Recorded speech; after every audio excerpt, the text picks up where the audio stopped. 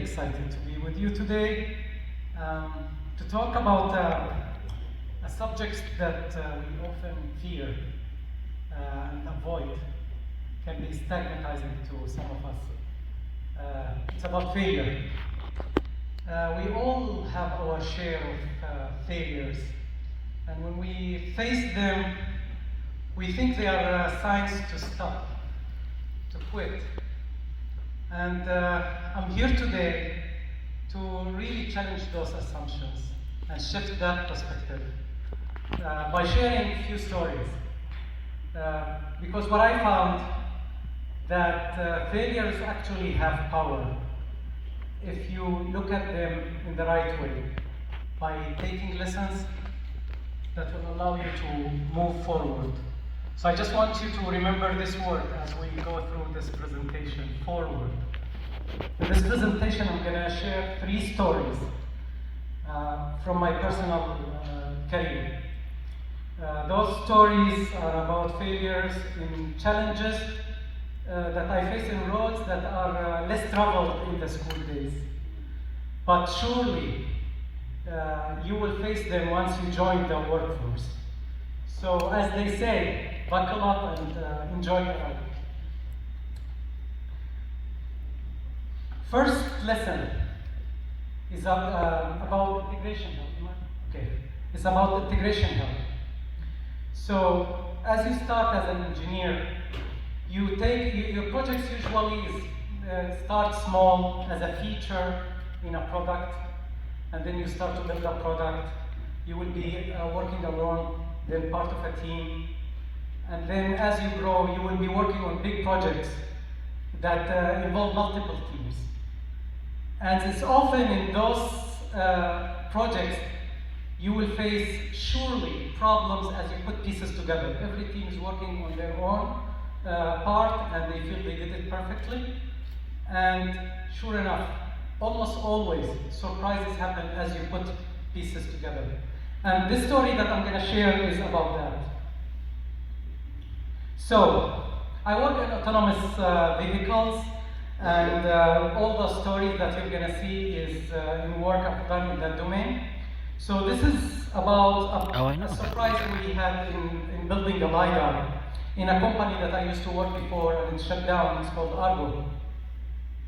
LiDAR, for those who do not know the sensor, it's a sensor that is put on the top of the car to build a 3D representation. It's a 3D image of the world.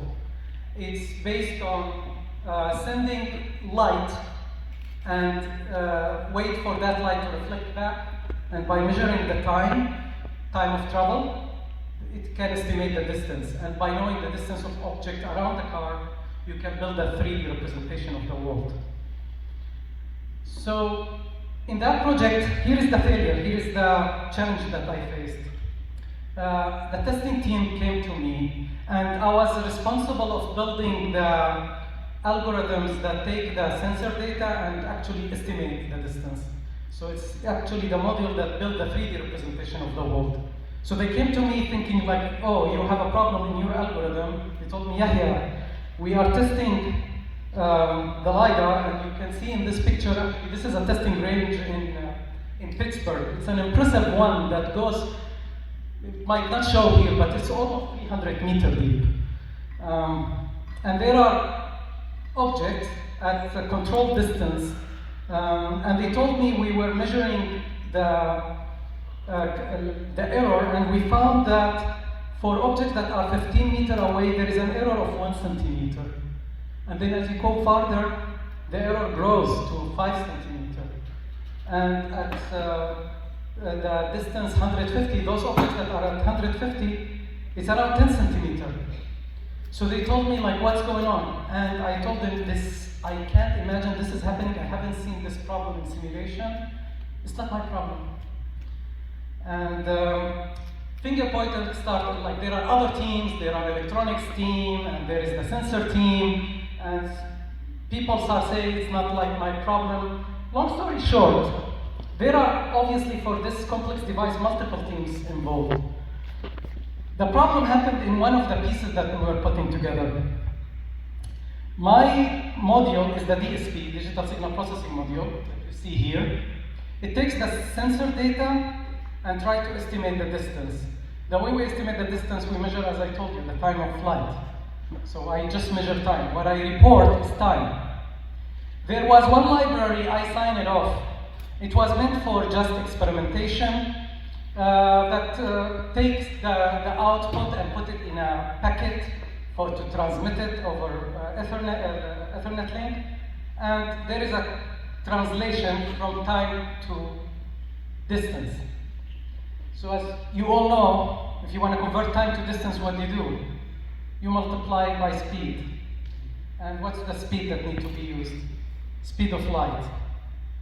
So in this library, it's meant to be exploration, and the engineer that was doing it, and I signed off that library, but knowing that it's for a different purpose, he used the 300,000 kilometers per second, the speed of light.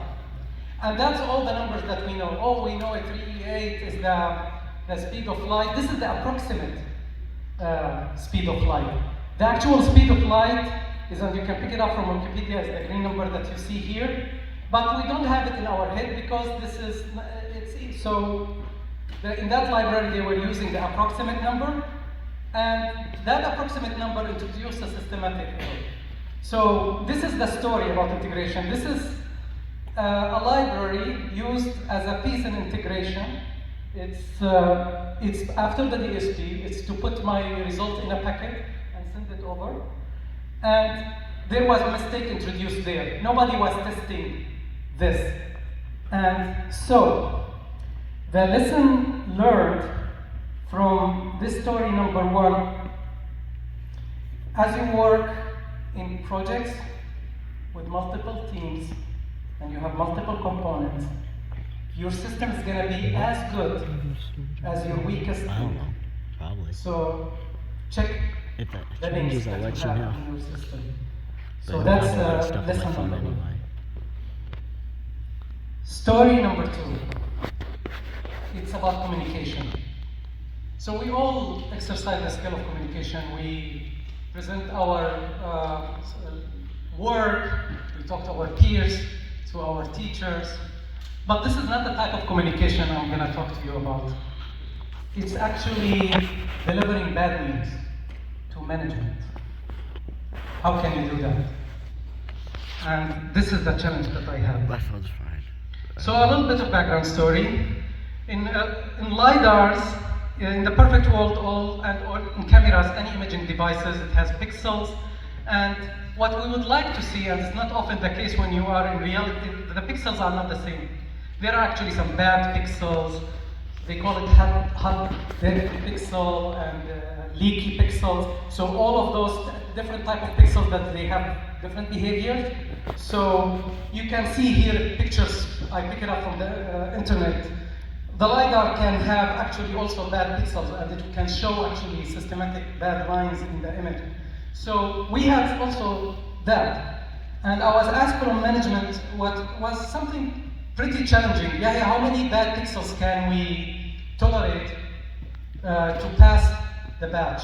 Like, so we have batches of sensors, they come, they test them, they will find bad pixels. How many bad pixels can we tolerate? So I was excited about that. It's like a challenging problem. I was doing my analysis and came up later. This graph alone can take like an hour to explain, but I just want to say what I did here. I delivered the bad news. I told them, hey, in our sensor that has X number of pixels, the only number of pixels that we can tolerate to lose is 1. And management didn't like that.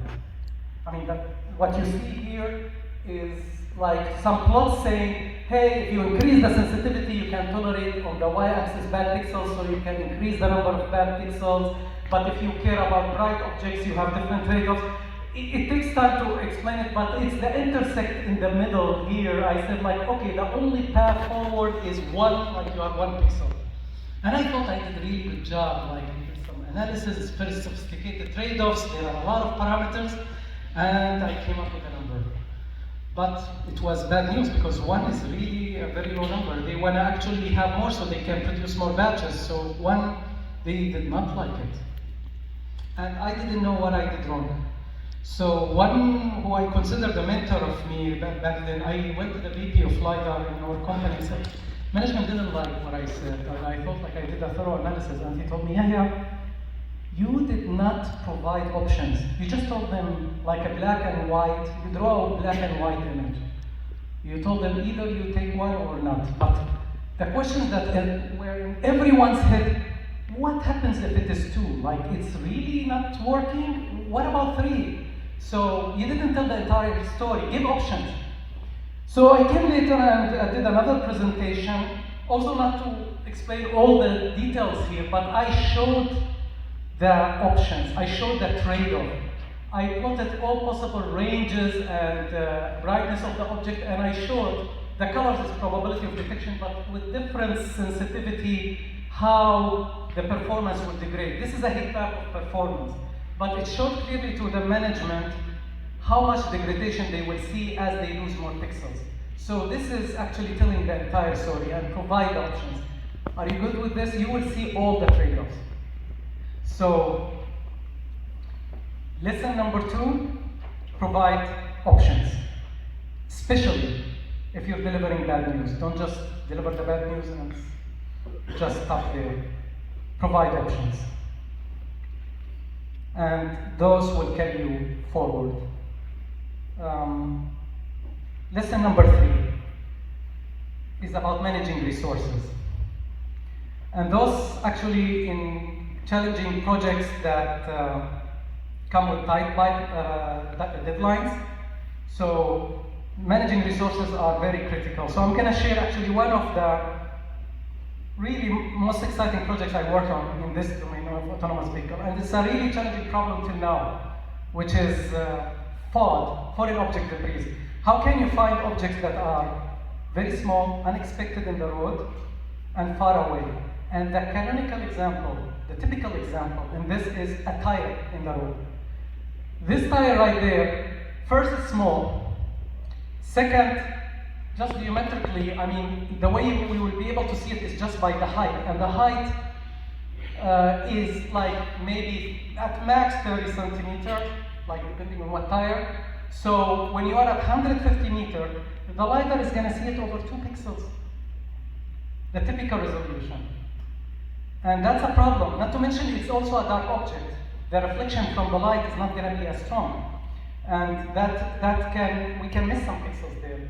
And that's really challenging for cars on the road at 150 meter, and you're traveling 60 miles per hour. You have only 5 seconds till you hit that tire.